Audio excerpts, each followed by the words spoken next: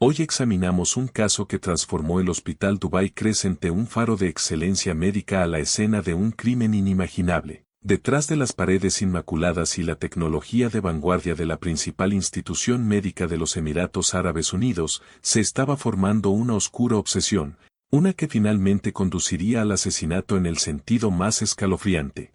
La mujer que dedicó su vida a salvar a otros sería encontrada donde ninguna persona viva pertenece, su cuerpo descubierto por el personal de la morgue durante lo que debería haber sido un control matutino de rutina. Lo que comenzó como un romance laboral entre un cirujano célebre y una enfermera compasiva se convirtió en posesión, control y, en última instancia, en un acto desesperado que conmocionó a la comunidad médica mundial. Porque cuando abrieron la puerta de ese congelador, lo que encontraron desafió todo lo que creían saber sobre el hombre que diariamente tenía vidas en sus manos. El doctor Zain Al-Farsi tenía 46 años cuando cometió el acto que definiría su legado, no como sanador, sino como asesino. Antes de esa fatídica noche de septiembre de 2023, era la estrella indiscutible de la comunidad médica de Dubái. Nacido en una destacada familia emiratí con vínculos con la clase dominante, Zain estaba destinado a la grandeza desde una edad temprana. Asistió al King's College de Londres para obtener su título de médico, seguido de una formación cardíaca especializada en la Facultad de Medicina de Harvard y la Clínica Cleveland, donde desarrolló técnicas innovadoras para reemplazos valvulares mínimamente invasivos. Su investigación se publicó en el New England Journal of Medicine y The Lancet, estableciéndolo como una estrella en ascenso mucho antes de su regreso a Dubái. Para 2018, la tasa de supervivencia de pacientes del Dr. Al-Farsi para procedimientos cardíacos de alto riesgo se situaba en 98.7%, casi 12 puntos porcentuales por encima del promedio internacional. Sus manos se movían con precisión mecánica, su mente procesaba variables médicas complejas instantáneamente y sus decisiones en el quirófano fueron descritas por sus colegas como casi divinas en su precisión. Según los registros financieros del hospital, su departamento generaba más de 178 millones de dirhams, aproximadamente 48.5 millones de pesos. Anualmente para el Hospital Dubai Crescent, atrayendo a pacientes adinerados de todo el Medio Oriente, Rusia y Asia Central que buscaban específicamente su experiencia. Zain no era solo un cirujano, recordó el Dr. James Morrison, un anestesiólogo estadounidense que trabajó con él durante 6 años. Era una marca.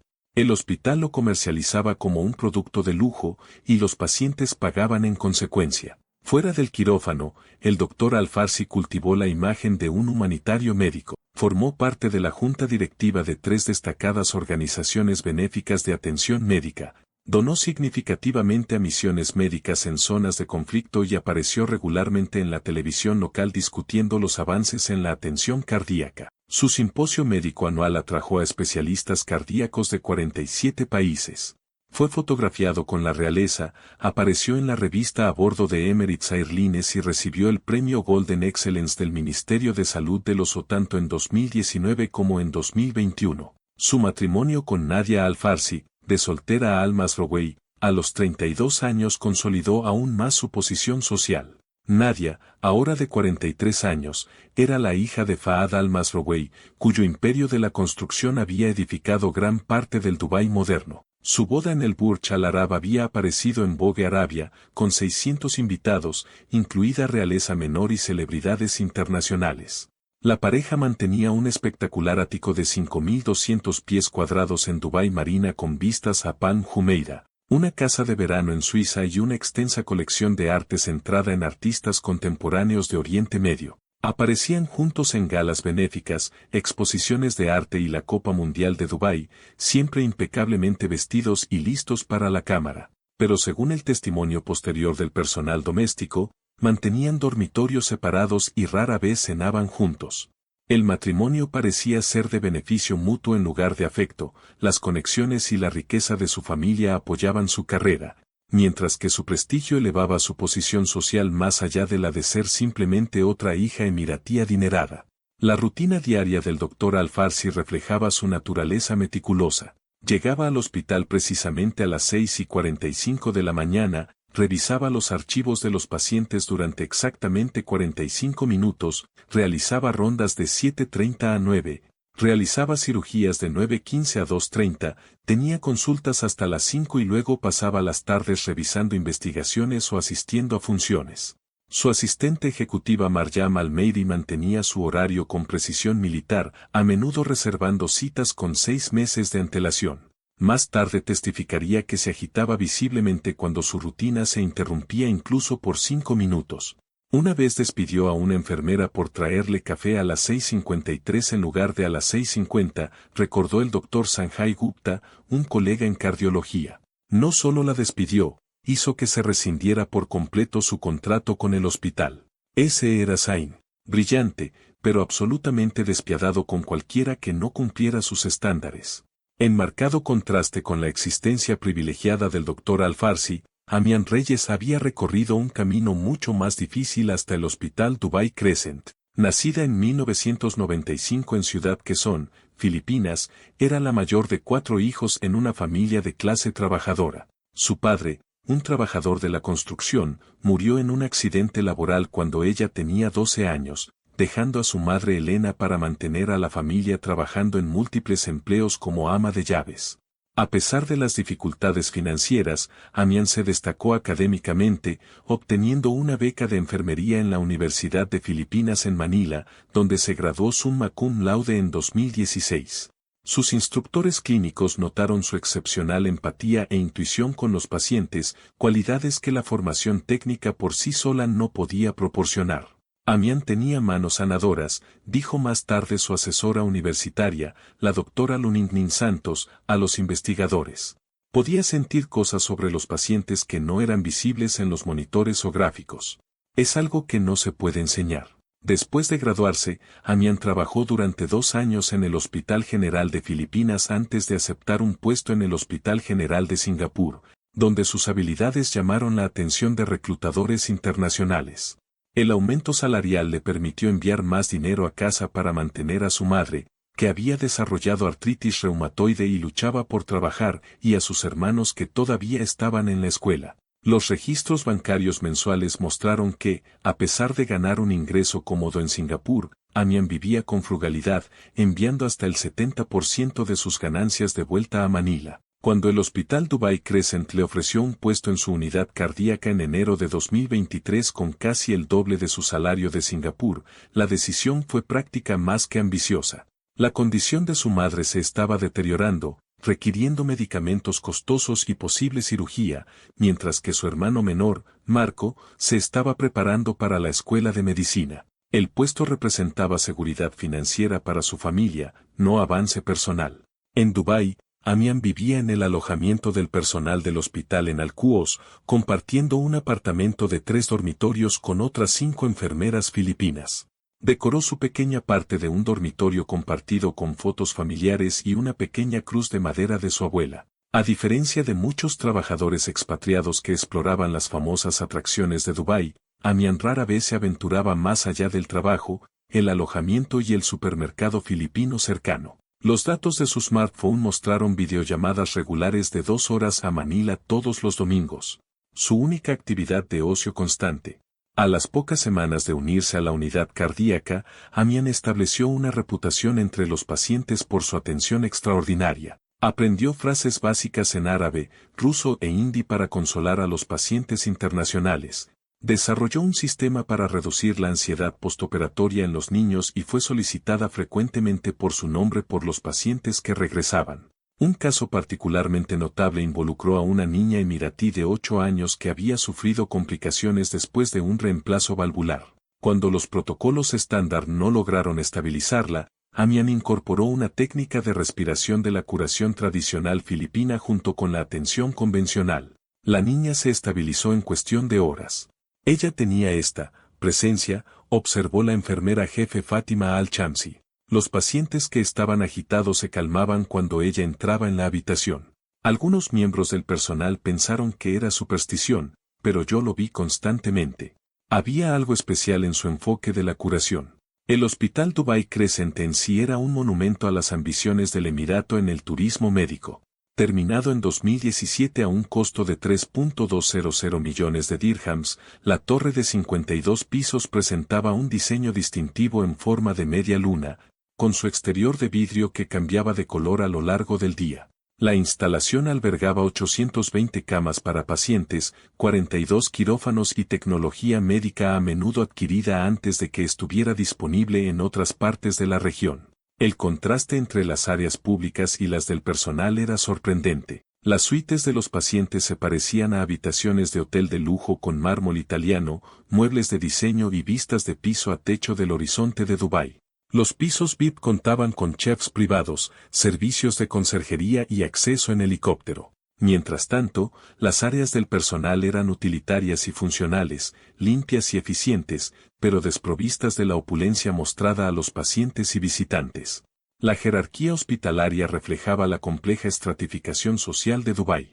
Los médicos educados en Occidente, predominantemente europeos, estadounidenses y australianos, ocupaban el nivel más alto, seguidos por los administradores y jefes de departamento árabes. Luego las enfermeras capacitadas en Occidente y, finalmente, el personal de apoyo predominantemente del sudeste asiático que comprendía casi el 70% de la fuerza laboral del hospital. La unidad cardíaca ocupaba los pisos 30 al 33, con la oficina privada del Dr. Al-Farsi con un ascensor separado y acceso de seguridad. Las instalaciones de la morgue estaban ubicadas en el nivel del sótano 2, un ambiente estéril y frío rara vez visitado por el personal médico fuera del departamento de patología. El contraste entre los pisos cardíacos iluminados por el sol y el sótano sin ventanas adquiriría más tarde un significado sombrío. La enfermera jefe Fátima Al-Chamsi, una ciudadana del Oso con 25 años de experiencia, supervisaba directamente a Amian y más tarde proporcionaría un testimonio crítico sobre las dinámicas cambiantes que observó. El administrador del hospital Ibrahim Khoury, un libanés estadounidense con un MBA de Wharton, gestionaba los aspectos operativos del departamento cardíaco y aprobaba las solicitudes de programación cada vez más inusuales del Dr. Al-Farsi. El jefe de seguridad Khalid al-Blousi, un ex coronel de policía, supervisaba el extenso sistema de cámaras y los controles de acceso del hospital que eventualmente documentarían la evidencia crucial de la línea de tiempo. La primera interacción significativa entre el Dr. Al-Farsi y Amian Reyes ocurrió el 17 de febrero de 2023, durante un procedimiento de emergencia en el jeque Abdullah bin Khalid Al Maktoum, un pariente lejano de 62 años de la familia gobernante de Dubái.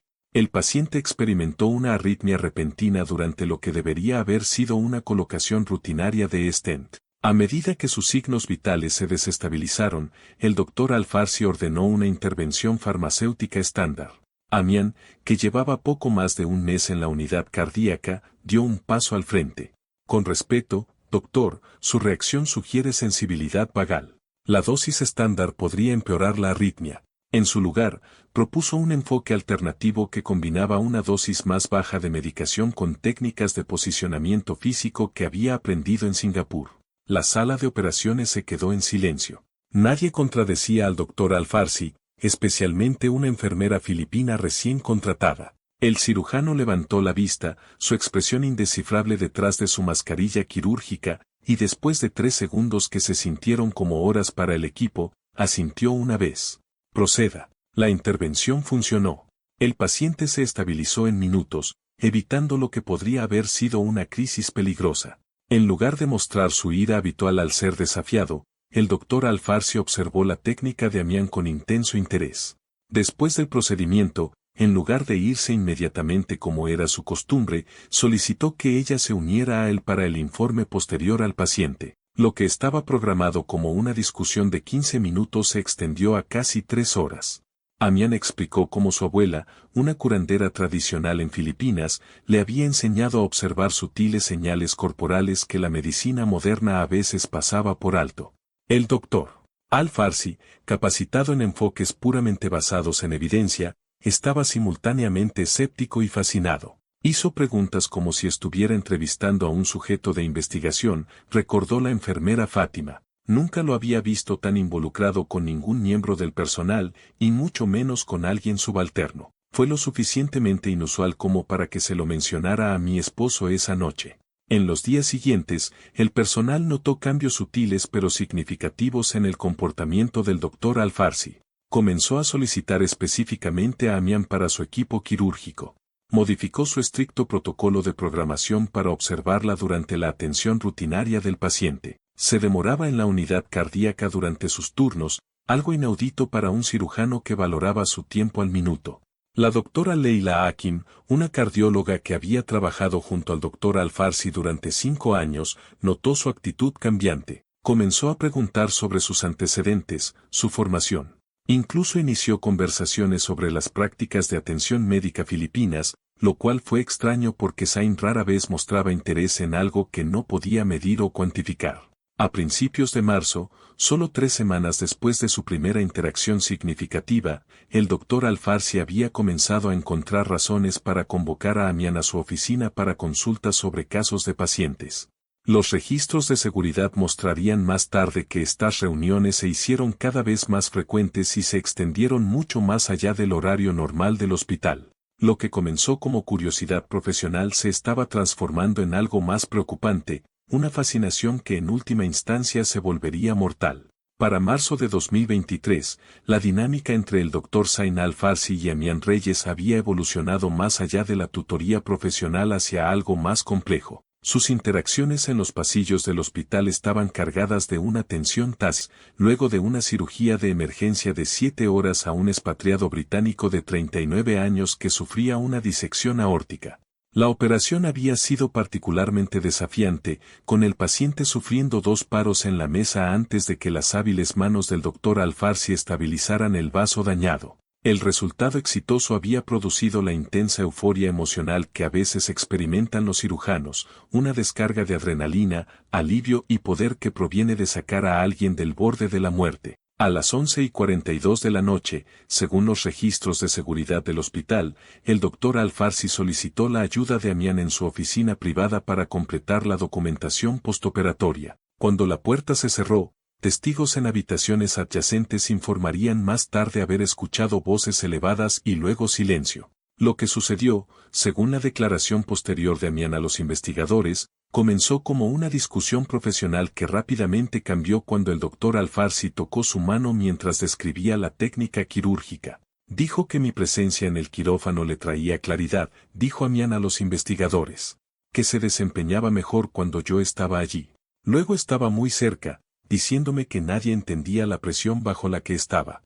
Antes de que pudiera procesar lo que estaba sucediendo, me estaba besando. El encuentro progresó a contacto sexual en el sofá de su oficina. Las imágenes de seguridad del hospital mostraron a Amian saliendo de su oficina a la 1:17 de la mañana, su uniforme visiblemente desordenado, sus manos temblando mientras presionaba el botón del ascensor. Al día siguiente, Amian intentó restablecer los límites profesionales solicitando la reasignación al equipo de otro cirujano. La solicitud, presentada a través del sistema interno del hospital a las 8:24 de la mañana, fue denegada a las 9:03 de la mañana con la nota, la optimización del personal requiere la asignación actual. Solicitud revisada por el Dr. Z.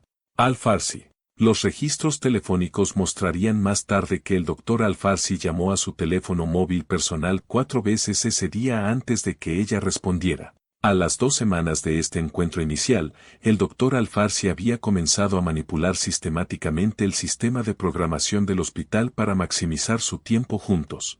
Los turnos de trabajo examinados por los investigadores revelaron un patrón claro, los turnos de Amian se alinearon cada vez más con su horario quirúrgico. Sus descansos coincidieron con sus pausas de consulta y fue asignada frecuentemente a la atención fuera del horario de atención de sus pacientes VIP, lo que requería informes nocturnos en su oficina. A principios de mayo, comenzaron a aparecer regalos caros, primero en el casillero de Amian, luego entregados directamente a ella. Las imágenes de la cámara de seguridad del 7 de mayo capturaron al Dr. Al-Farsi entregándole una pequeña caja azul en el salón de personal vacío a las 11:34 de la noche. Dentro había un brazalete de oro blanco con un broche de diamantes de Cartier, valorado en aproximadamente 37.000 dirhams, 10.000 pesos. El lenguaje corporal de Amian en el metraje mostró clara incomodidad, retrocediendo, sacudiendo la cabeza, las manos levantadas en señal de rechazo. Intenté devolverlo al día siguiente, le dijo Amian a su compañera de piso Yasmín Mendoza en una conversación que Mendoza relató más tarde a la policía. Dijo que negarse era irrespetuoso, que lo estaba insultando. hizo que pareciera que estaba siendo culturalmente insensible al no aceptar su generosidad. Siguieron regalos similares, bolsos de diseñador, un reloj Rolex de oro rosa, pendientes de perlas. Cada uno fue inicialmente rechazado, luego aceptado a regañadientes después de una presión persistente. Los extractos de tarjetas de crédito mostrarían más tarde compras de minoristas de lujo por un total de más de 480.000 dirhams, 130.000 pesos, entre mayo y julio de 2023. Sus reuniones clandestinas se expandieron más allá del hospital a fines de mayo cuando el doctor Al-Farsi llevó a Amian a su ático mientras su esposa Nadia estaba en Londres.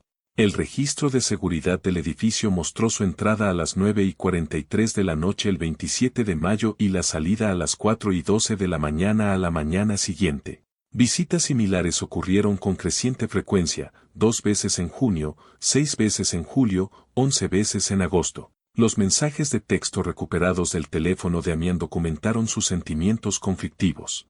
En un mensaje a su hermana María el 12 de junio, escribió: «Ya no sé qué está pasando. Es brillante y a veces muy atento. Dice cosas que nadie me ha dicho. Pero otras veces es frío, exigente. Me siento especial cuando estoy con él, luego culpable y confundida después». Dentro del entorno controlado del Hospital Dubai Crescent, la relación entre el Dr. Al-Farsi y Amian Reyes creó un efecto dominó en toda la organización. Para julio de 2023, el trato preferencial se había vuelto imposible de ignorar.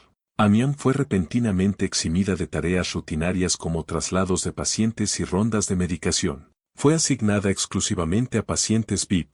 Su horario se adaptó a descansos más largos y horarios de inicio posteriores después de las noches en que los registros de seguridad mostraban que salía de la oficina del Dr. Al-Farsi después de la medianoche. La enfermera jefe Fátima Al-Chamsi notó estas irregularidades pero dudó en abordarlas directamente. En este hospital, en este país, no se cuestiona a alguien de su estatura, explicó a los investigadores.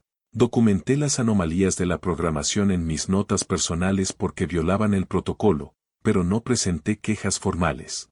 Otras enfermeras de la unidad cardíaca experimentaron un aumento de la carga de trabajo como resultado del estatus especial de Amian. El horario de enfermería de julio mostró que, si bien la mayoría de las enfermeras cardíacas promediaban 14 pacientes por turno, la carga de pacientes de Amian se había reducido a 5 a 7, todos los cuales eran casos del Dr. Al-Farsi.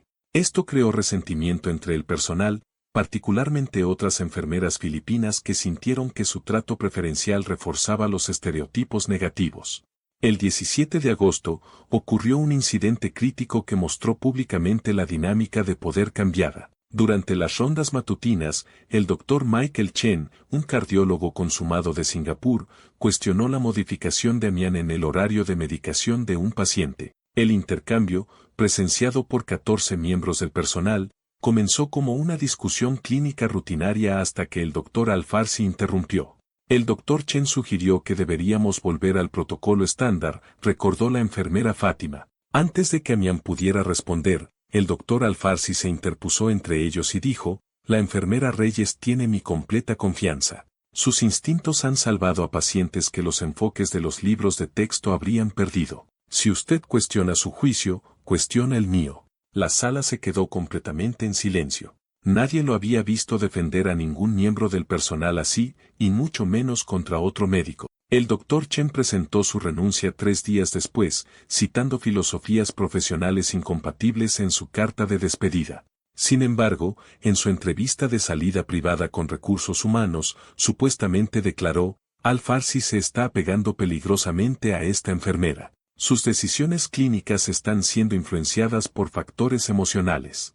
No quiero ser parte de esto cuando surjan las inevitables complicaciones». Mientras la jerarquía del hospital se adaptaba a estas dinámicas inusuales, Nadia Al-Farsi estaba llevando a cabo su propia investigación metódica. Sus primeras sospechas surgieron a fines de junio al revisar los extractos de la tarjeta de crédito familiar. Zain, típicamente meticuloso con las finanzas, de repente había comenzado a realizar grandes compras en joyerías y boutiques de diseñadores, artículos que nunca aparecieron entre las posesiones de Nadia. En lugar de confrontarlo de inmediato, Nadia empleó la misma paciencia estratégica que había caracterizado el éxito comercial de su familia. El 3 de julio, contrató a Falcon Eye Security Consultants, una firma de investigación privada discreta utilizada frecuentemente por las familias de élite de Dubái, pagando en efectivo para evitar la detección. Los investigadores documentaron el patrón de noches tardías del Dr. Al-Farsi en el hospital, centrándose particularmente en sus interacciones con Amian. El 22 de julio, fotografiaron a la pareja entrando en el Hotel Edres Downtown a las 7:38 de la tarde y saliendo a las 10:44 de la noche, una ubicación que el Dr. Al-Farsi le había dicho a su esposa que estaba organizando una conferencia médica a la que asistía solo. A principios de agosto, Nadia había compilado un expediente completo, fotografías de la pareja juntos en varios lugares, recibos de hotel, extractos de tarjetas de crédito que mostraban regalos y cenas, e incluso transcripciones de mensajes de texto obtenidos por medios que la firma de investigación se negó a especificar en sus informes. Lo que distinguió la respuesta de Nadia no fue el descubrimiento en sí, sino su enfoque calculado para usar la información. En lugar de confrontar a Zayn de inmediato, fortaleció metódicamente su posición. El 9 de agosto, se reunió con el asesor legal de su familia de mucho tiempo, Mahmoud Al-Jabri, compartiendo evidencia seleccionada y discutiendo posibles estrategias. El 13 de agosto, almorzó con el amigo cercano de su padre, el jeque Mansour bin Khalifa, que formaba parte de la junta directiva del Hospital Dubai Crescent. Durante todo este periodo, Nadia mantuvo una imagen pública impecable junto a Zayn. Asistieron a la gala de innovación en salud del gobernador el 18 de agosto. Aparecieron en la inauguración de un ala de investigación cardíaca que lleva el nombre de su familia el 27 de agosto y organizaron una cena para especialistas cardíacos visitantes el 2 de septiembre. Las fotografías de estos eventos la muestran sonriendo a su lado, su mano descansando ligeramente sobre su brazo, la esposa de apoyo perfecta para la estrella médica de Dubái. A medida que el verano avanzaba hacia principios de otoño, el comportamiento del Dr. Al-Farsi hacia Amian se transformó de atento a controlador. A mediados de agosto, había comenzado a dictar explícitamente sus movimientos dentro del hospital. Las directivas por correo electrónico de su oficina restringieron qué pacientes podía tratar, a qué miembros del personal podía ayudar y a qué áreas del hospital podía acceder durante los turnos. El 22 de agosto, le indicó al administrador del hospital Ibrahim que modificara su autorización de seguridad, aparentemente para acceso a proyectos especializados, pero permitiéndole efectivamente monitorear su entrada y salida de todas las zonas del hospital. Los mensajes de texto recuperados del teléfono de Amian mostraron sus crecientes demandas sobre su paradero. El 14 de agosto, ¿por qué no contestas? He llamado 3 veces. 19 de agosto, ¿con quién estaba sentada en la cafetería? ¿El enfermero de pediatría? 25 de agosto, he cambiado tu horario. Vas a asistir a mi cirugía a las 2 de la tarde, cancela tu reunión con la directora de enfermería. El 1 de septiembre de 2023, la informática forense revelaría más tarde que se instaló software espía en el teléfono personal de Amian. El software, identificado como Pegasus ProTrack, era una herramienta de monitoreo de grado comercial típicamente vendida a departamentos de seguridad corporativa y a las fuerzas del orden. Permitía el seguimiento de la ubicación en tiempo real, el acceso a todos los mensajes y llamadas, y la activación remota del micrófono del teléfono. La instalación ocurrió durante un periodo en que Amian había dejado su teléfono en la oficina del Dr. Al-Farsi mientras ayudaba con un procedimiento de emergencia. Su presencia física en su vida fuera del hospital también aumentó drásticamente. Las imágenes de seguridad de su alojamiento del personal mostraron su Mercedes de lujo apareciendo sin previo aviso en al menos 7 ocasiones en septiembre. El personal del restaurante en los lugares donde cenaba con amigos informó de sus llegadas inesperadas. El 12 de septiembre, apareció en un evento del Centro Comunitario Filipino al que Amian asistía con sus compañeras de piso, algo que ella no le había mencionado. Quizás lo más inquietante, el Dr. Al-Farsi comenzó a inmiscuirse en las relaciones familiares de Amian. A principios de septiembre, sin su conocimiento, hizo arreglos para que su madre Elena recibiera tratamiento en el Centro Médico St. Luke's en Manila, uno de los hospitales privados más caros de Filipinas. Los registros bancarios muestran que transfirió aproximadamente 285,000 pesos, 5,000 pesos, directamente al hospital para tratamientos de artritis reumatoide. Cuando Amián descubrió este arreglo durante una llamada con su madre el 8 de septiembre, su reacción fue capturada en un mensaje de voz enviado a su hermana María. Ni siquiera me preguntó. Simplemente lo hizo. Mamá cree que es un programa hospitalario para familias de trabajadores en el extranjero. Sigue diciéndome lo afortunada que soy de trabajar para una institución tan atenta. No sé cómo decirle la verdad. A mediados de septiembre, Amián había comenzado a expresar preocupaciones explícitas sobre su seguridad a amigos cercanos.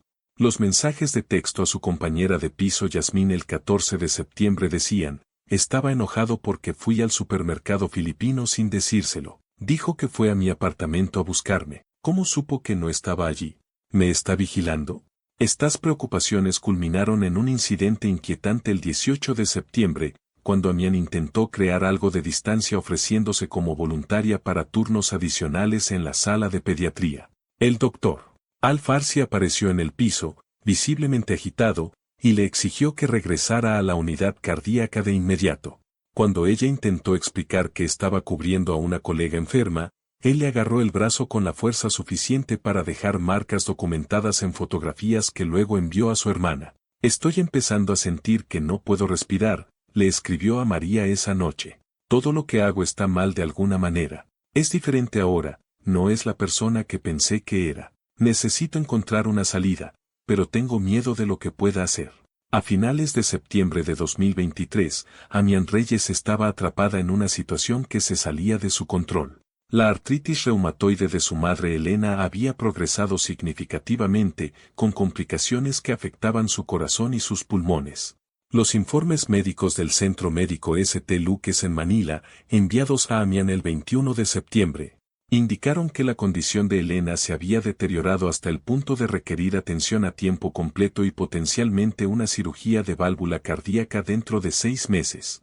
Apenas puede sostener un vaso ahora, explicó la hermana de Amián, María, durante una videollamada el 22 de septiembre. El médico dice que necesita a alguien con formación médica para administrar sus medicamentos. Marco todavía está en la escuela y yo no puedo dejar mi trabajo. Eres la única que puede ayudarla adecuadamente. Esta crisis familiar coincidió con una inesperada oportunidad profesional. El 24 de septiembre, el doctor Javier Santos, jefe de enfermería cardíaca en el Centro Cardíaco de Filipinas en Manila, contactó a Amián con una oferta de trabajo formal. El puesto, subdirectora de enfermería cardíaca, venía con un salario mensual de 85,000 pesos, aproximadamente 1,500 pesos, significativamente menor que sus ganancias en Dubái, pero suficiente para el costo de vida de Manila mientras le permitía cuidar a su madre. La fecha de inicio se fijó para el 15 de noviembre, dándole solo 7 semanas para hacer la transición de su vida de regreso a Filipinas. La oferta representó tanto la salvación como la crisis para Amián. En su diario privado, encontrado más tarde en su alojamiento del personal, escribió el 25 de septiembre: esta es la respuesta por la que he estado orando, pero también la conversación que me aterroriza tener. ¿Cómo le digo que me voy? Cada instinto dice que no lo aceptará. Pero mamá me necesita, eso tiene que ser lo primero. Durante los siguientes 3 días, Amián consultó con sus amigos más cercanos en la comunidad filipina sobre su decisión. Durante una reunión discreta en el apartamento del enfermero Gabriel Santos, celebrada deliberadamente sin teléfonos presentes debido al miedo de Amián a la vigilancia, el grupo discutió estrategias para su partida segura de Dubái. Dimos vueltas dando consejos, testificó Santos más tarde. Algunos dijeron que se fuera sin avisar, otros sugirieron hacer la transición gradualmente. A Amián le preocupaba más cómo reaccionaría el doctor Al-Farsi. Seguía diciendo: ahora cree que soy de su propiedad. Después de esta consulta, Amián desarrolló una cuidadosa estrategia de salida. Comenzó a buscar vuelos a Manila, utilizando las computadoras públicas del hospital en lugar de sus propios dispositivos.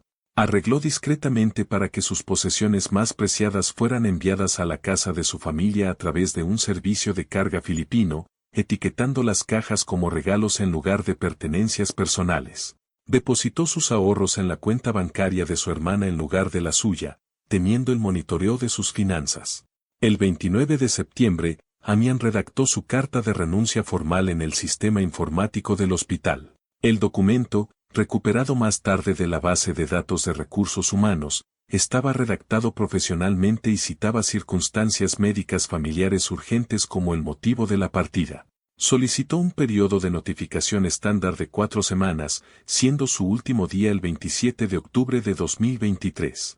Presentó esta renuncia a la directora de Recursos Humanos Aisa Mohamed precisamente a las 10:15 de la mañana del 30 de septiembre, programando la reunión para que coincidiera con la cirugía programada del Dr. Al-Farsi que lo mantendría ocupado hasta la tarde. Las imágenes de vigilancia mostraron a una Amian tensa pero serena entregando la documentación, sus manos visiblemente temblorosas a pesar de su comportamiento profesional. Me pidió que procesara la renuncia sin notificar al Dr. Al-Farsi de inmediato, testificó Mohamed más tarde. Dijo que quería informarle personalmente. Esto era inusual pero no iba en contra del protocolo, así que acepté.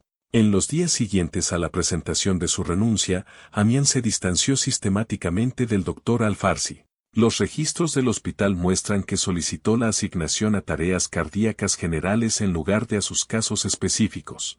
Comenzó a tomar los descansos para almorzar con grupos más grandes de personal en lugar de sola. Citó problemas técnicos con su teléfono personal como excusa para las respuestas tardías a sus mensajes. Incluso alteró sus rutas habituales a través del hospital para evitar áreas donde normalmente se encontraban en privado. Antes de continuar con lo que sucedió a continuación, tómese un momento para considerar las señales de advertencia que aparecieron a lo largo de esta relación. El aislamiento de amigos y colegas. El monitoreo de movimientos y comunicaciones. La insistencia en saber su paradero en todo momento. El control creciente sobre su vida profesional y personal. Estos son indicadores clásicos de una obsesión peligrosa que se extiende más allá de la dinámica normal de las relaciones. Si ha experimentado señales de advertencia similares o conoce a alguien que lo haya hecho, comparta sus pensamientos en los comentarios a continuación. Sus ideas podrían ayudar a otra persona a reconocer una situación peligrosa antes de que se intensifique demasiado. Y no olvide suscribirse a nuestro canal para obtener exámenes más profundos de casos que nos enseñan lecciones importantes sobre el comportamiento humano y la seguridad. Los impactantes acontecimientos que están a punto de escuchar podrían sucederle a cualquiera que se pierda estas señales críticas. Mientras Amian planeaba cuidadosamente su partida, Nadia Al-Farsi preparaba su propia intervención estratégica. El 2 de octubre de 2023, orquestó una confrontación que aceleraría dramáticamente los trágicos acontecimientos por venir. Seleccionando un martes por la noche en el que sabía que Zain regresaría a casa relativamente temprano, Nadia organizó el escenario con precisión calculada. En su espaciosa sala de estar con vistas a Dubai Marina, se colocó en su sillón favorito, con un portafolio de cuero sobre la mesa de café de cristal ante ella. Según el ama de llaves que estuvo presente ese día, Nadia fue inusualmente específica sobre la disposición de la habitación, el enfriamiento de un champagne vintage en particular y su propia apariencia, seleccionando un atuendo que Zain había elogiado anteriormente. Fue como si estuviera montando un escenario, dijo más tarde el ama de llaves a los investigadores. Cuando el Dr. Al-Farsi llegó a las 7:43 de la tarde, las imágenes de seguridad de su edificio lo mostraron con un aspecto relajado, revisando su teléfono mientras salía del ascensor. Este sería el último momento de normalidad que experimentaría. Dentro del apartamento, Nadia esperó hasta que él se hubo cambiado y se sirvió una bebida antes de abrir el portafolio. Creo que las felicitaciones están en orden, comenzó, con la voz firme e inexpresiva. Su enfermera Amian ha renunciado. Supongo que se unirá a usted donde quiera que planee ir después. Antes de que Zain pudiera responder, ella presentó metódicamente la evidencia que había reunido. Primero, una serie de fotografías que lo mostraban con Amian entrando y saliendo del Hotel Edress Downtown en 7 ocasiones distintas. A continuación, extractos de tarjetas de crédito que destacaban compras de joyas por un total de más de $500,000 de dirhams. Luego, transcripciones impresas de mensajes de texto entre ellos, incluidos intercambios explícitos y discusiones sobre su futuro juntos. Mi padre no invirtió millones en su carrera para que destruyera el nombre de nuestra familia con una enfermera filipina, declaró Nadia, según su declaración posterior a los investigadores. Luego detalló las extensas conexiones que su familia mantenía con la Junta de Licencias Médicas de Dubái, incluido su primo, que se desempeñaba como subdirector. Describió cómo una queja de moralidad de su familia desencadenaría una suspensión inmediata de su licencia médica pendiente de investigación. Luego presentó proyecciones financieras preparadas por los contadores de su familia. Estas muestran sus ganancias sin privilegios hospitalarios o las conexiones de mi familia, explicó, señalando cifras que mostraban una reducción del 92% en sus ingresos potenciales. Los documentos también describieron las contingencias legales en su contrato matrimonial que lo dejarían con activos mínimos en caso de divorcio debido a infidelidad. Tiene exactamente una opción, concluyó Nadia. Termine esto de inmediato y por completo. Sin despedidas, sin explicaciones. Continuará su trabajo y nuestro matrimonio como si nada hubiera pasado. Tiene hasta el viernes para cumplir, o mi padre hace una llamada telefónica. Según la declaración de Nadia, la reacción inicial de Zayn fue un silencio atónito seguido de ira. Caminó por la habitación, alternando entre negaciones, acusaciones de que ella lo estaba espiando e intentos de minimizar la relación como nada serio. Cuando estas tácticas fracasaron contra la presentación impasible de pruebas de Nadia, pasó a la negociación, sugiriendo que podían superar esto o tomar un tiempo separados. Nadia se mantuvo imperturbable. Esto no es una negociación, le dijo. Esto es la notificación de las consecuencias. Viernes. Ni un día más. Luego salió del apartamento para quedarse en la propiedad de su familia en Jumeirah, dejando a Zayn solo con el portafolio de pruebas y el ultimátum flotando sobre él. Las imágenes de seguridad del edificio la mostraron saliendo a las 8:27 de la noche, su expresión serena y decidida.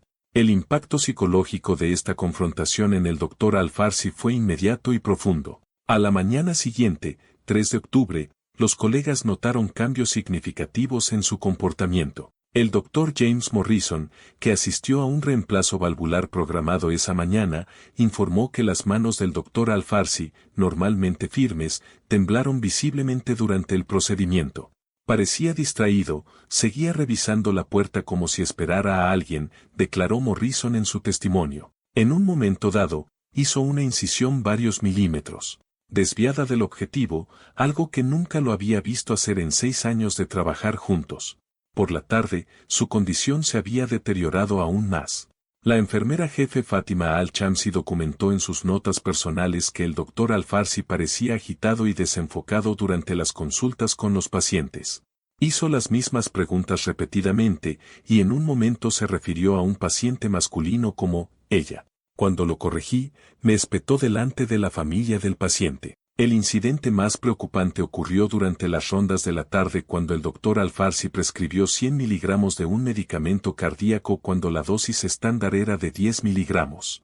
El error fue detectado por el farmacéutico de guardia, quien contactó a la enfermera jefe Fátima para su verificación. Cuando se acercó al Dr. Al-Farsi sobre la discrepancia, los testigos informaron que se puso a la defensiva e insistió en que la dosis era correcta hasta que se le mostraron los materiales de referencia. Esa noche, las cámaras de seguridad capturaron al Dr. Al-Farsi entrando en la biblioteca médica del hospital a las 8:42 de la noche, donde permaneció hasta después de la medianoche. Los registros de la biblioteca muestran que accedió a revistas médicas relacionadas con la cirugía cardíaca, pero también realizó búsquedas de seguimiento de vuelos internacionales, requisitos de visa para Filipinas y opciones de vivienda en Manila. Mientras tanto, en su ático, los investigadores descubrirían más tarde páginas de su diario personal que documentaban su rápido deterioro mental.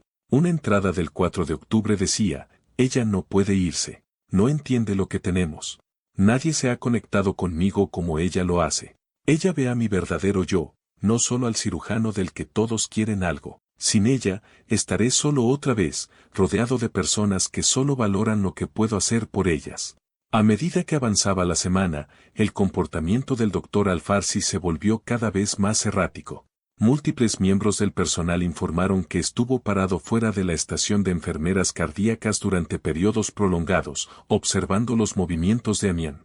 Las imágenes de seguridad del 5 de octubre lo mostraron siguiéndola a la cafetería del hospital, manteniendo una distancia de aproximadamente 20 metros. Y luego yéndose sin comprar comida cuando ella se sentó con sus colegas. La doctora Sarah Wilson, la psiquiatra forense que luego analizó el caso, identificó este periodo como la transición crítica en la psicología del Dr. Al-Farsi. Estaba experimentando el colapso de dos mundos de fantasía separados simultáneamente, explicó la doctora Wilson en el testimonio judicial. La imagen profesional que había cultivado fue amenazada por el ultimátum de Nadia, mientras que su delirio romántico se estaba desmoronando debido a la renuncia de Amián. Para alguien con sus rasgos narcisistas, esto representó una crisis existencial, una pérdida total de identidad y control. Para el 6 de octubre, la situación había llegado a un punto de ruptura. Amián, consciente del comportamiento cada vez más preocupante del doctor Alfarsi pero inconsciente del ultimátum de Nadia, intentó una conversación final y clara para terminar su relación. Seleccionó la capilla del hospital, un espacio público con cámaras de seguridad pero que ofrecía suficiente privacidad para una conversación personal. La reunión estaba programada para las 2 de la tarde durante su descanso de la tarde. Las imágenes de seguridad mostraron se puso de pie para caminar y luego se sentó de nuevo más cerca de ella. En un momento, intentó alcanzar su mano, que ella retiró cuidadosamente. Luego sacó lo que parecía ser una pequeña caja de joyas de su bolsillo, que ella rechazó con un suave movimiento de cabeza. Según el mensaje de texto posterior de Amián a su compañera de piso Yasmín a las 2:43 de la tarde, la conversación había sido difícil pero necesaria. Le conté sobre la condición de mamá y el trabajo en Manila. Le expliqué que necesito estar allí para mi familia. No se lo tomó bien, primero se ofreció a traer a mi madre aquí para recibir tratamiento, luego sugirió que podría establecerme con una práctica privada en Dubái donde tendría más libertad. Cuando insistí en que me iba, se quedó inquietantemente callado y dijo, hablaremos de esto de nuevo cuando estés pensando con más claridad.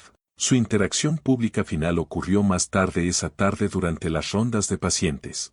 Los testigos informaron que el doctor Alfarsi se comportó como si su conversación en la capilla nunca hubiera sucedido, discutiendo casos con Amián de su manera autoritaria habitual. Solo aquellos que lo conocían bien notaron la tensión inusual en sus hombros, la sonrisa ligeramente demasiado amplia que nunca alcanzó sus ojos.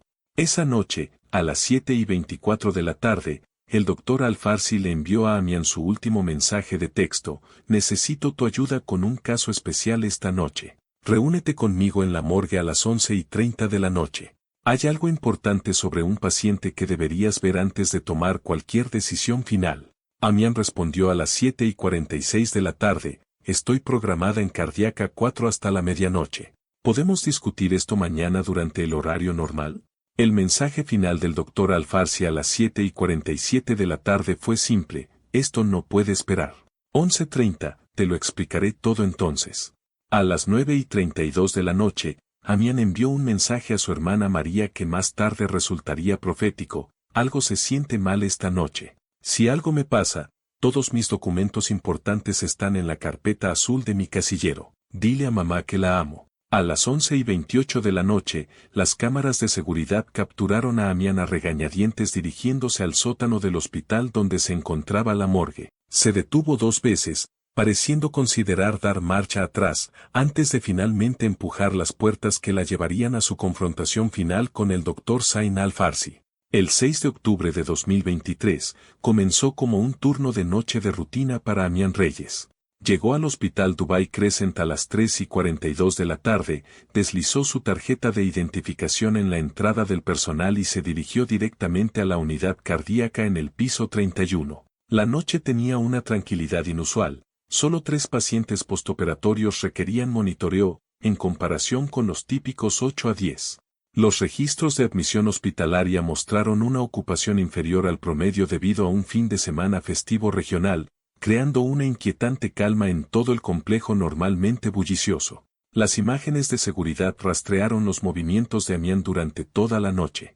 A las 7:19 de la tarde, visitó la cafetería del personal, sentándose sola mientras leía documentación médica. A las 8:42 de la noche, regresó a la unidad cardíaca para administrar medicamentos programados. A las 10:15 de la noche, fue grabada hablando brevemente con el enfermero Gabriel Santos cerca de la estación de enfermeras, la última conversación que alguien tendría con ella mientras estaba viva. Parecía distraída, testificó Santos más tarde. Revisó su teléfono varias veces mientras hablábamos.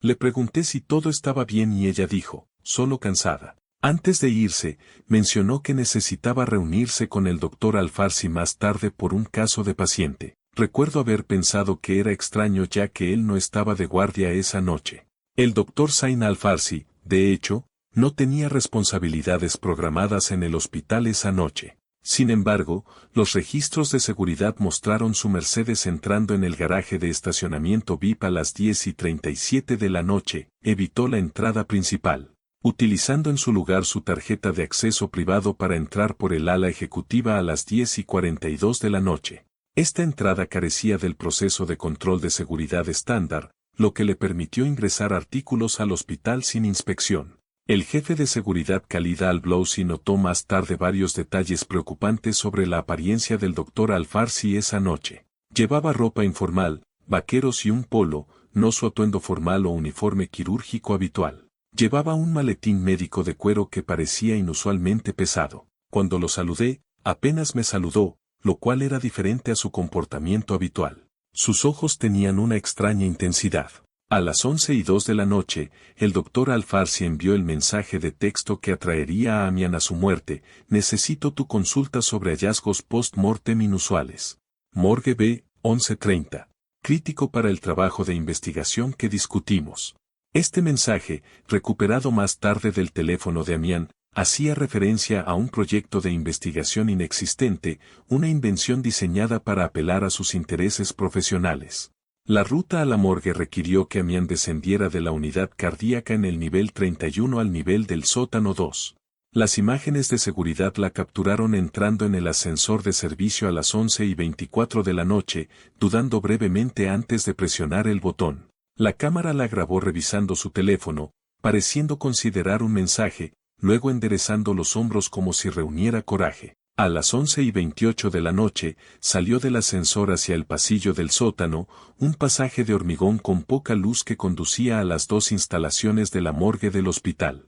La morgue principal, utilizada para casos rutinarios, conectaba directamente con el departamento de patología del hospital. Pero el doctor Al-Farsi había especificado Morgue B, una instalación secundaria más pequeña reservada para casos especiales que requerían aislamiento, como víctimas de enfermedades infecciosas o pacientes VIP cuyas familias solicitaban una mayor privacidad. Esta morgue, ubicada en el extremo más alejado del pasillo del sótano, operaba independientemente de la instalación principal y tenía una presencia mínima de personal, particularmente durante los turnos de noche. Cuando Amian empujó las pesadas puertas de acero inoxidable de Morgue B a las 11:31 de la noche, entró en un ambiente estéril y con una iluminación intensa. El espacio medía aproximadamente 30 por 40 pies, con paredes de azulejos blancos, suelos de hormigón pulido y superficies de acero inoxidable por todas partes. 4 mesas de examen dominaban el centro de la sala, rodeadas de equipos médicos y sistemas de monitoreo. A lo largo de la pared trasera se encontraban 3 grandes unidades de congelación con puertas de acero reforzado, cada una con compartimentos con estantes para el almacenamiento de cuerpos. Las cámaras de seguridad cubrían el área de examen principal, pero notablemente no se extendían a la sección del congelador, un punto ciego que resultaría crucial en los eventos que siguieron. El doctor Al-Farsi estaba esperando junto a una de las mesas de examen cuando ella entró. Según la reconstrucción basada en la evidencia forense, inicialmente mantuvo un comportamiento profesional, guiándola hacia la parte trasera de la instalación donde afirmó que el caso en cuestión estaba preparado para el examen. Lo que siguió se reconstruyó a partir de evidencia física, imágenes parciales de seguridad y la confesión posterior del doctor Al-Farsi. A medida que avanzaban más allá del alcance de la cámara de seguridad, su comportamiento cambió abruptamente. Comenzó con una súplica desesperada, diciéndole a Amian que sabía sobre su renuncia y su planeado regreso a Manila. He arreglado todo, le dijo, según su declaración posterior. He asegurado puestos para los dos en la clínica Cleveland Abu Dhabi. He encontrado especialistas para tu madre. Puedo proporcionarle todo lo que necesita aquí. No hay razón para que te vayas. Cuando Amian reiteró su decisión de regresar a Manila, explicando nuevamente la necesidad de su madre de su cuidado directo y su responsabilidad con su familia, el doctor Al-Farsi reveló su plan final: dejaría a Nadia. Se divorciaría de su esposa y construiría una nueva vida con Amian. No entiendes lo que te estoy ofreciendo, insistió. Nadie me ha importado nunca como tú. Eres la única persona que me ve, no mi reputación, no mis habilidades quirúrgicas, sino a mí. La respuesta de Amián, según lo relató el doctor Alfarsi, fue suave pero inequívoca: me preocupo por ti, pero mi familia me necesita. Esta relación no es saludable para ninguno de los dos. Necesitas dejarme ir. Fue esta negativa final la que desencadenó la ruptura catastrófica. La evidencia forense indicó que el doctor Alfarsi se abalanzó hacia adelante de repente, agarrando los brazos de Amián con la fuerza suficiente para dejar distintos patrones de hematomas en sus bíceps. La lucha física que siguió fue breve pero violenta. Las heridas defensivas en las manos y antebrazos de Amián mostraron que ella se defendió, intentando liberarse. La evidencia de rastros encontrada debajo de sus uñas coincidía con el ADN del doctor Alfarsi, lo que confirma que ella lo había arañado durante la lucha. De su maletín médico, el doctor Alfarsi sacó una jeringa que contenía propofol, un poderoso anestésico que se usa típicamente para la sedación quirúrgica, que había tomado de los suministros quirúrgicos del hospital ese mismo día. La autopsia revelaría más tarde que administró aproximadamente 200 miligramos del medicamento, el doble de la dosis de sedación normal para alguien del tamaño de Amián, inyectándolo con precisión en su arteria carótida para un efecto rápido máximo. Como cirujano cardíaco, el doctor Alfarsi entendió exactamente qué tan rápido actuaría el medicamento y cómo administrarlo para una inconsciencia casi inmediata. El sitio de la inyección mostró la precisión médica de alguien con amplio conocimiento anatómico, entrando precisamente en el ángulo óptimo para administrar el sedante directamente en el torrente sanguíneo con un daño tisular mínimo. En segundos, el propofol dejó a Amián inconsciente. Ella se desplomó contra él, toda resistencia cesó.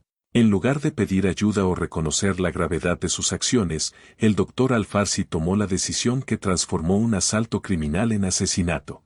Morgue B contenía 3 unidades de congelación industriales, cada una manteniendo una temperatura de 20 C, 4 F. La unidad más grande, designada para almacenamiento prolongado, medía aproximadamente 8 pies de alto, 6 pies de ancho y 12 pies de profundidad, con estanterías internas diseñadas para acomodar hasta 18 cuerpos. Esta fue la unidad que seleccionó el doctor Alfarsi.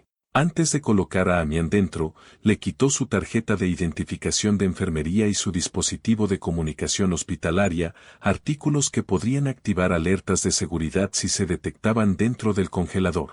Arregló cuidadosamente su cuerpo en el estante del medio, colocada como si estuviera durmiendo en lugar de descartada al azar. Lo más inquietante, sacó de su maletín el brazalete de diamantes que ella le había devuelto anteriormente y se lo abrochó alrededor de la muñeca, un acto posesivo final. Los sistemas mecánicos del congelador crearon un desafío forense significativo. El frío extremo ralentizaría pero no evitaría el proceso de descomposición, lo que dificultaría los cálculos de la hora de la muerte. La pesada puerta aislada de la unidad se selló con una junta hermética, evitando que se escapara cualquier sonido. Lo más crítico, los congeladores de la morgue operaban con un protocolo de seguridad independiente. Una vez cerrados, solo podían abrirse desde el exterior, lo que hacía imposible la fuga para cualquiera atrapado dentro, incluso si recuperaban la conciencia. Para evitar la detección inmediata, el doctor Alfarsi manipuló los sistemas electrónicos de la morgue. Accedió a la terminal de la computadora de la instalación utilizando sus credenciales administrativas e hizo 2 cambios críticos. Desactivó el sistema automático de alerta de temperatura del congelador, que normalmente enviaría notificaciones si la puerta permanecía abierta demasiado tiempo, y alteró el registro de inventario para indicar que la unidad de congelación 3 estaba vacía y programada para mantenimiento, asegurando que ningún personal accedería a ella durante los controles regulares. Lo que los investigadores encontraron más inquietante sobre el crimen no fue su ejecución sino el comportamiento del doctor Alfarsi después. En lugar de abandonar la escena, las imágenes de seguridad lo mostraron permaneciendo en la morgue durante casi 1 hora después de colocar a Amián en el congelador. Se sentó en un taburete frente a la unidad, acercándose ocasionalmente para mirar a través de la pequeña ventana de vidrio reforzado en la puerta del congelador. Más escalofriante, los registros de seguridad del hospital documentaron su regreso a la morgue 3 veces separadas durante la noche, a las 2:14 de la mañana, 4:07 de la mañana y 5:52 de la mañana. Cada visita duró entre 15 y 30 minutos. Durante estos regresos, accedió brevemente al congelador, abriendo la puerta para mirar el cuerpo de Amián. Una computadora de la morgue mostró búsquedas de tiempo de supervivencia en frío extremo y tasa de metabolismo del propofol a bajas temperaturas, lo que sugiere que estaba monitoreando la progresión de su muerte en lugar de experimentar un remordimiento inmediato. Mohammad Al-Mansouri, un técnico de la morgue con 5 años de experiencia en el Hospital Dubai Crescent, llegó para su turno de las 7 de la mañana el 7 de octubre de 2023. Su rutina comenzó con un control de inventario estándar de todas las instalaciones de la morgue, comparando los registros electrónicos con la ocupación real. Comencé con la morgue A, que tenía 4 ocupantes, todos registrados correctamente, dijo Al-Mansouri a los investigadores. Cuando me trasladé a la morgue B, el sistema mostró que estaba vacía, excepto la unidad de congelación 3, que estaba marcada para mantenimiento. Pero el protocolo requiere la confirmación visual de todas las unidades independientemente de su estado. Aproximadamente a las 7:23 de la mañana, Al-Mansouri abrió la unidad de congelación 3 para su inspección visual. La vista que lo recibió desafió todas las expectativas. Una miembro del personal del hospital, todavía en uniforme de enfermería, tendida en el estante del medio. Al principio, pensé que era una broma horrible, relató. Luego noté los patrones de escarcha en su piel y uniforme. Inmediatamente revisé sus signos vitales, pero su cuerpo estaba completamente rígido y su piel era del color gris azul que acompaña a la hipotermia extrema. Sabía que había estado allí durante horas. Al-Mansouri activó el protocolo de emergencia a las 7:25 de la mañana, lo que activó una alerta automática a los equipos de seguridad del hospital y de respuesta médica. La primera en responder, la doctora Leila Hakim, llegó a las 7:29 de la mañana e inmediatamente reconoció a la víctima. Fue absolutamente impactante, testificó la doctora Hakim más tarde. Amián era una de nuestras enfermeras más respetadas. Encontrarla en el congelador era incomprensible. Revisé si había algún signo de vida, pero estaba claro por la temperatura corporal y la lividez fija que había estado muerta durante varias horas. La seguridad del hospital cerró la morgue a las 7:34 de la mañana. El oficial jefe de seguridad Khalid Al-Blousi implementó el protocolo de incidentes críticos, sellando todas las salidas y restringiendo el acceso solo al personal esencial. La policía de Dubái fue notificada a las 7:38 de la mañana y los primeros oficiales llegaron a las 7:52 de la mañana. El detective Saeed Al-Zubaidi de Investigaciones Especiales de la Policía de Dubái tomó el mando de la escena a las 8:15 de la mañana. Sus primeras acciones establecieron el enfoque profesional y metódico que caracterizaría toda la investigación. Desde el momento en que llegamos, tratamos esto como un homicidio, explicó Al-Zubaidi. La presencia de la víctima en un área segura y restringida descartó inmediatamente el accidente o el suicidio. Conservamos la escena exactamente como se encontró, documentando todo antes de cualquier movimiento del cuerpo. Los fotógrafos forenses capturaron 342 imágenes de la morgue, la unidad de congelación y el cuerpo de Amián in situ. Los técnicos de la escena del crimen recolectaron evidencia de rastros que incluían fibras, huellas dactilares y muestras biológicas de toda la instalación. La médica forense doctora Fátima Al-Saabi realizó un examen preliminar en la escena antes de autorizar la remoción del cuerpo a las 10:47 de la mañana. El examen inicial reveló detalles críticos. La temperatura corporal de Amián había descendido a aproximadamente 15 C en el centro, lo que indica que había estado en el congelador durante al menos 6 a 8 horas. Las marcas de inyección en su cuello mostraron evidencia de sedación forzada. Los patrones de hematomas en sus brazos y las heridas defensivas en sus manos indicaron una lucha antes de la inconsciencia. El brazalete de diamantes en su muñeca, identificado más tarde como la pieza de Cartier que el Dr. Al-Farsi le había dado anteriormente, proporcionó una pista inmediata sobre posibles perpetradores.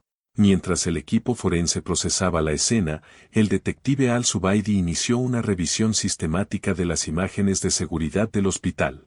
El rastro de video estableció rápidamente una línea de tiempo, Amián entrando en la morgue a las 11:31 de la noche, el Dr. Al-Farsi llegando 20 minutos antes, ninguno emergiendo después y los múltiples regresos del Dr. Al-Farsi durante toda la noche. La investigación se expandió rápidamente más allá de la escena del crimen inmediata. Los técnicos descubrieron que faltaba propofol en el inventario de suministros quirúrgicos, 200 miligramos no contabilizados durante la cirugía del Dr. Alfarsi el día anterior. El teléfono de Amián, recuperado de su casillero, contenía el mensaje de texto del Dr. Alfarsi que la atraía a la morgue. Los registros de la computadora del hospital mostraron las credenciales del Dr. Alfarsi utilizadas para alterar los registros de inventario del congelador. Para el mediodía del 7 de octubre, los investigadores habían entrevistado a 8 miembros del personal del hospital que habían interactuado con Amián o el Dr. Alfarsi en las 24 horas anteriores a su muerte. Estas entrevistas arrojaron un contexto crucial, el relato de la enfermera Santos de que Amián mencionaba una reunión con el Dr. Alfarsi, las observaciones de la enfermera jefe Fátima sobre su relación cambiante y el personal de seguridad que notó la apariencia y el comportamiento inusuales del Dr. Alfarsi al ingresar al hospital. La autopsia preliminar, completada a las 3 de la tarde, confirmó las sospechas del equipo de investigación. El informe de la doctora Al-Saabi declaró, causa principal de la muerte, hipotermia extrema después de la sedación con propofol. Factores secundarios, supresión respiratoria por efecto sedante. Forma de la muerte, homicidio. Hora de la muerte estimada entre las 12 de la noche y las 2 de la mañana, 7 de octubre de 2023. Para las 4:30 de la tarde, la evidencia contra el Dr. Zain Al-Farsi se había vuelto abrumadora. El detective Al-Zubaidi se enfrentó a una situación delicada. Arrestar a una de las figuras médicas más prominentes de Dubái requería un manejo cuidadoso, particularmente dadas sus conexiones con familias influyentes. Abordamos esto como cualquier otro homicidio, pero con conciencia de la sensibilidad, explicó Al-Zubaidi. Su estatus no afectó la investigación, pero sí requirió que aseguráramos la perfección procesal absoluta. Sabíamos que cada aspecto sería examinado. En lugar de realizar un arresto público en el hospital, la policía de Dubái se coordinó con la administración del hospital para convocar al Dr. Alfarsi a una reunión de emergencia con respecto a un incidente grave con un paciente. Cuando llegó a las oficinas administrativas a las 5:45 de la tarde, fue recibido por el detective Al-Zubaidi y 4 oficiales. La sorpresa en su rostro duró solo unos momentos antes de ser reemplazada por una calma inquietante. Cuando el detective comenzó a leer sus derechos, el Dr. Alfarsi interrumpió con palabras que helaron a todos los presentes. No se suponía que sufriera. Me aseguré de que no sintiera el frío. Era la forma más misericordiosa en que podía mantenerla conmigo. Con esas palabras, el respetado cirujano cardíaco que había salvado innumerables vidas confesó haber tomado una en la traición más íntima imaginable, transformando las manos sanadoras en instrumentos de posesión y muerte. Tras la confesión inicial del Dr. Alfarsi, la policía de Dubái ejecutó una orden de registro en su ático de marina a las 8:30 de la noche del 7 de octubre de 2023. 4 oficiales y 2 técnicos forenses llegaron al edificio de lujo, donde la gerencia proporcionó acceso inmediato a la residencia. La escena reveló una vida meticulosamente compartimentada. Las áreas de estar principales, diseñadas con lujo minimalista con muebles italianos y arte inspirado en el Golfo, no mostraban indicios de confusión personal. El detective Al-Zubaidi notó la calidad de museo de estos espacios, con nada fuera de lugar, como si estuviera preparado para una sesión de revista en lugar de habitado. En el estudio privado del Dr. Alfarsi, asegurado con una cerradura electrónica separada, los investigadores descubrieron evidencia de su deterioro psicológico. El espacio contenía un escritorio de grado quirúrgico con su computadora portátil abierta, una pared de textos médicos y, lo más significativo, una colección de artículos relacionados con Amián dispuestos con una precisión inquietante en estanterías personalizadas. Este santuario incluía fotografías de Amián tomadas sin su conocimiento, en el hospital, entrando a su apartamento, cenando con amigos. Junto a esto se encontraban artículos que ella había tocado, una taza de café con rastros de lápiz labial conservados bajo acrílico, una pinza para el cabello en un recipiente de vidrio sellado, un duplicado de la tarjeta de identificación del hospital. Lo más inquietante fue una serie de diarios encuadernados en cuero que contenían relatos detallados de sus actividades diarias, conversaciones y descripciones físicas. La entrada más reciente del diario de octubre, fechada el 6 de octubre, contenía el pasaje condenatorio: ella no entiende que algunas conexiones trascienden los límites ordinarios. Si insiste en irse, tal vez haya una manera de que se quede conmigo para siempre.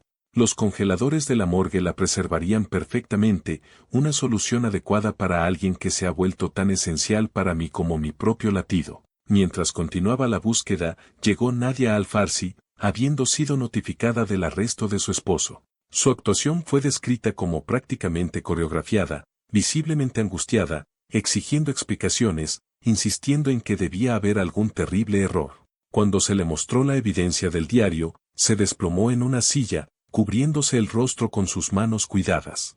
Este no es el hombre con el que me casé, dijo a los oficiales. No sabía nada de esta obsesión.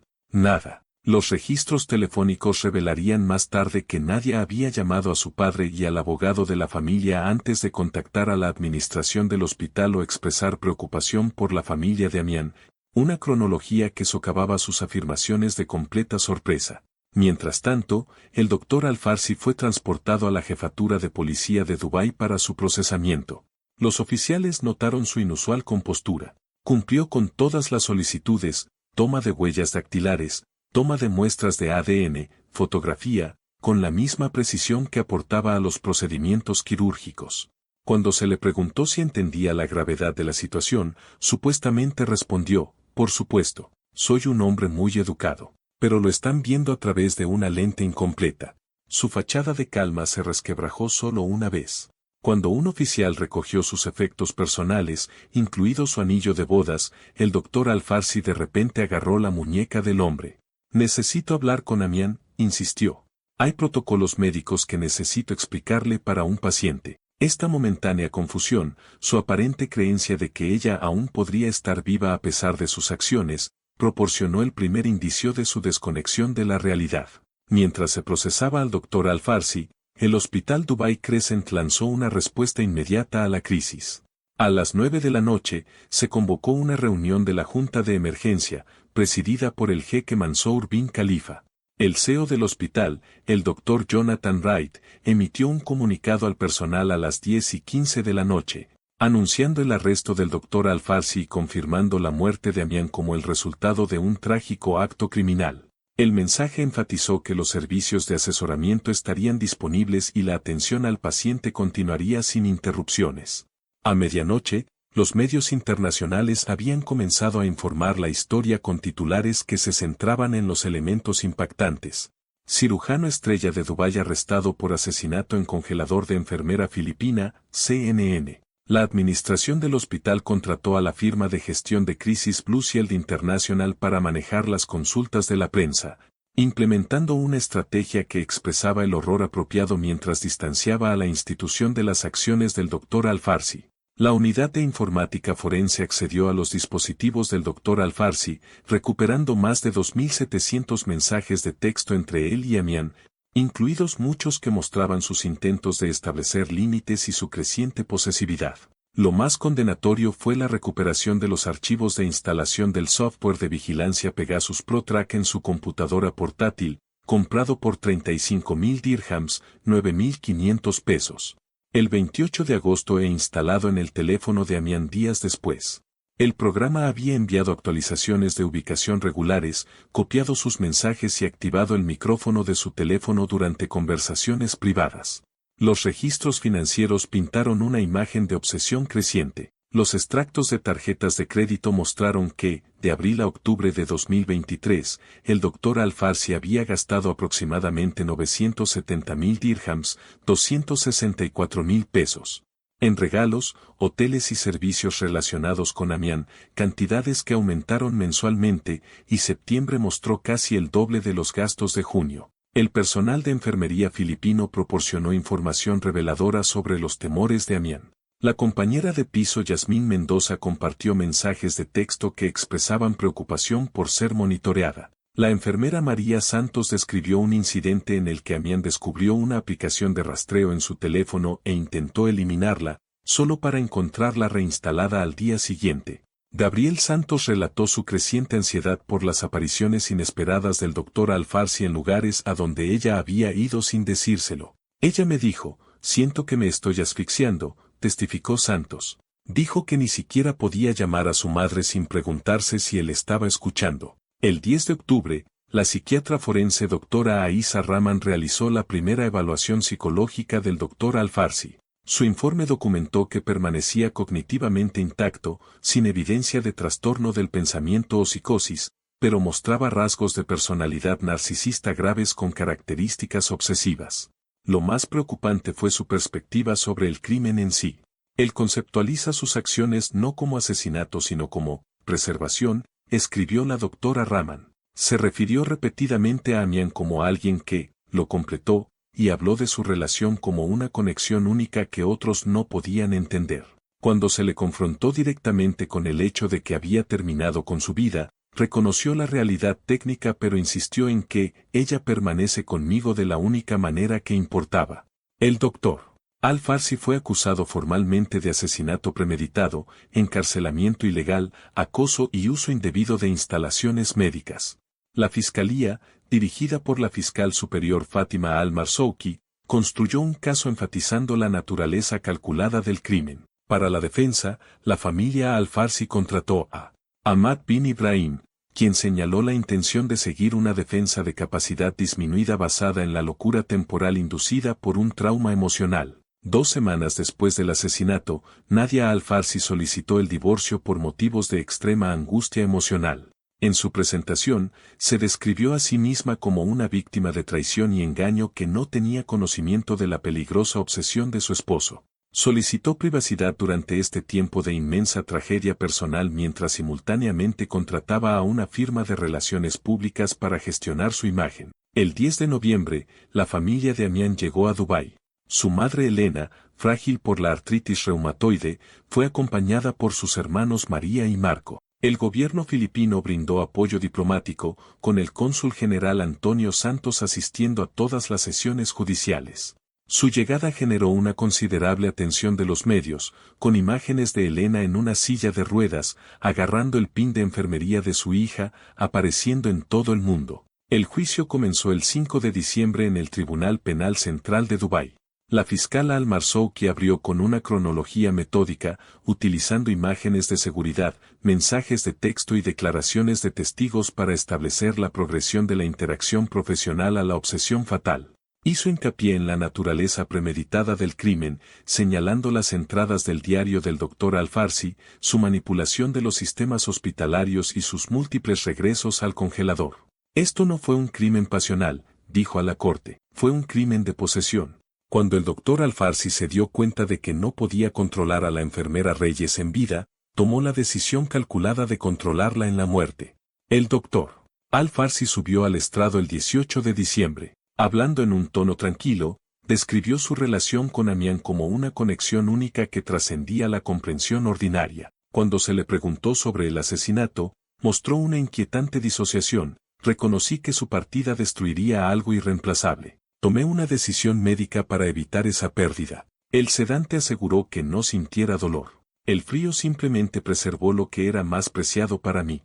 El momento más escalofriante se produjo durante el contrainterrogatorio cuando se le preguntó si entendía que Amián tenía su propia vida separada de él. El doctor Al-Farsi pareció confundido antes de responder, ella se iba a ir. No podía permitir que destruyera lo que habíamos construido juntos. Sigue usando la palabra asesinato, pero se está perdiendo el contexto médico. Simplemente me aseguré de que ella permaneciera conmigo en la única forma posible si insistía en irse. Después de un juicio de 12 días, el jurado deliberó durante solo 4 horas antes de emitir un veredicto unánime de culpabilidad en todos los cargos. Durante la sentencia, Elena Reyes entregó una declaración de impacto de la víctima que dejó a muchos llorando. Usted se llevó el aliento de mi hija, su futuro, su oportunidad de ver a su hermano convertirse en médico. Se llevó las manos que me habrían cuidado en mi enfermedad. Se llevó una luz de este mundo porque no podía poseerla. El juez Al-Mahdi sentenció al Dr. Al-Farsi a cadena perpetua sin posibilidad de libertad condicional. Su declaración final reveló su continuo desapego. La historia está llena de historias de grandes pasiones que otros no lograron comprender. Actué por una conexión tan profunda que la moralidad convencional no puede comprenderla. Amián permanece conmigo incluso ahora. Mientras se lo llevaban, el hombre una vez celebrado como el cirujano milagroso de Dubái desapareció por la puerta de seguridad, su legado transformado de sanador a asesino. consumido por una obsesión que había cobrado no solo su propia vida sino la de la mujer que decía amar. El asesinato de Amián Reyes transformó fundamentalmente el Hospital Dubai Crescent. En cuestión de semanas, la Junta implementó reformas radicales para abordar las fallas de seguridad y los desequilibrios de poder que habían permitido la tragedia. El acceso a áreas restringidas como la morgue ahora requería doble autorización y verificación biométrica, con todos los accesos registrados y monitoreados automáticamente en tiempo real por el personal de seguridad. El acceso fuera del horario de atención para los médicos fue restringido, poniendo fin a los puntos de entrada privilegiados que le habían permitido al Dr. Al-Farsi eludir los protocolos de seguridad normales. Los cambios más significativos se produjeron en la gobernanza del hospital. El CEO Dr. Jonathan Wright renunció en enero de 2024, reemplazado por la Dra. Leila Hakim, quien inmediatamente estableció la Oficina de Defensa del Personal, diseñada específicamente para proteger a las enfermeras internacionales del acoso y la explotación. Se instituyeron evaluaciones psicológicas obligatorias para todo el personal médico, con evaluaciones trimestrales continuas para aquellos en puestos de liderazgo. Los sistemas de denuncia anónima permitieron al personal señalar comportamientos preocupantes sin temor a represalias. A pesar de estas reformas, el Hospital Dubai Crescent luchó por recuperar su reputación. El número de pacientes se redujo en un 32% en los 6 meses posteriores al asesinato. 8 médicos senior renunciaron, citando la atmósfera contaminada y el daño irreparable a la reputación de la institución. La unidad cardíaca, que alguna vez fue la joya de la corona del hospital, fue completamente reestructurada y renombrada. Nadia Al-Farsi ejecutó una salida cuidadosamente orquestada de su matrimonio y de la sociedad de Dubái. Su divorcio finalizó en marzo de 2024, con procedimientos sellados por orden judicial. A pesar de los acuerdos prenupciales diseñados para limitar los acuerdos en casos de mala conducta criminal, Nadia aseguró aproximadamente el 70% de sus activos conjuntos, estimados en más de 40 millones de dirhams, 10.9 millones de pesos, aprovechando las conexiones de su familia y retratándose a sí misma como una víctima involuntaria. Sus apariciones públicas durante este periodo fueron meticulosamente planeadas para reforzar esta narrativa. Donó 1 millón de dirhams a un refugio para víctimas de violencia doméstica. Concedió una única entrevista entre lágrimas a la revista Emirates Woman describiendo su confianza destrozada y asistió a una recaudación de fondos del hospital vestida de gris sobrio, aceptando condolencias con practicada dignidad. Para junio de 2024, surgió evidencia que desafiaba esta imagen cuidadosamente construida. Una ex empleada doméstica reveló haber presenciado a Nadia confrontando a Zain sobre la aventura semanas antes del asesinato, contradiciendo directamente sus afirmaciones de completa ignorancia. Los mensajes de texto recuperados del almacenamiento en la nube del Dr. Al-Farsi mostraron que Nadia había emitido ultimátums sobre su relación con Amián, lo que planteó preguntas sobre su papel en su deterioro psicológico. Para entonces, sin embargo, se había reubicado en Londres, donde compró una casa adosada en Knightsbridge y comenzó a establecerse en círculos sociales de expatriados bajo su apellido de soltera, Al-Masrowey. Para la familia de Amián, la justicia llegó en múltiples formas. Sus restos fueron repatriados a Manila el 15 de enero de 2024, acompañados por una delegación de personal hospitalario filipino de Dubái. El servicio conmemorativo en la iglesia de Santo Domingo atrajo a más de 2.000 asistentes, incluidos expacientes que habían viajado desde el Oso para presentar sus respetos. El gobierno filipino le otorgó póstumamente la medalla Bagong Bayani, héroe moderno, otorgada a los trabajadores en el extranjero que honran al país. La Autoridad de Salud de Dubái estableció la beca de enfermería Amián Reyes, que financia anualmente a 5 estudiantes de enfermería filipinos para completar la formación avanzada en instituciones del OSO.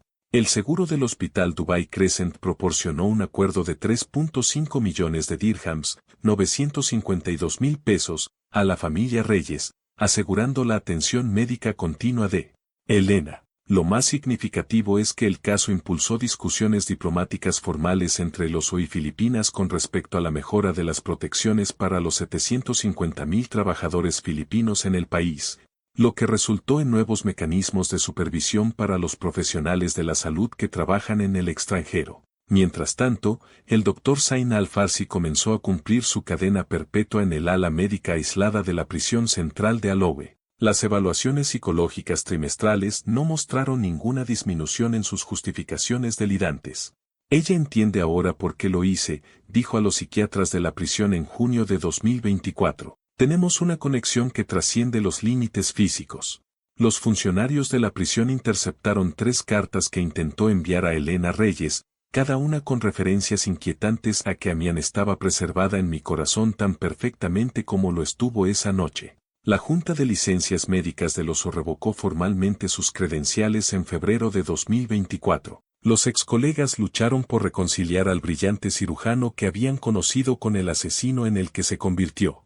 El Dr. James Morrison, que había trabajado junto a él durante 6 años, quizás lo resumió mejor: las manos que salvaron miles de vidas finalmente tomaron la que más le importaba. Es un recordatorio de que la brillantez técnica no equivale a la humanidad. En Manila hoy, un pequeño jardín conmemorativo se encuentra fuera del Hospital General de Filipinas, donde Amián comenzó su carrera. La placa dice simplemente, Amián Reyes, 1995 a 2023. Su compasión perdura en aquellos que sanó y en las protecciones que creó su sacrificio. En su muerte, como en su vida, Amián continúa sanando, no a través de sus manos, sino a través de las reformas que inspiró su historia, salvaguardando a innumerables otros trabajadores de la salud de la peligrosa dinámica de poder, obsesión y control que cobró su vida.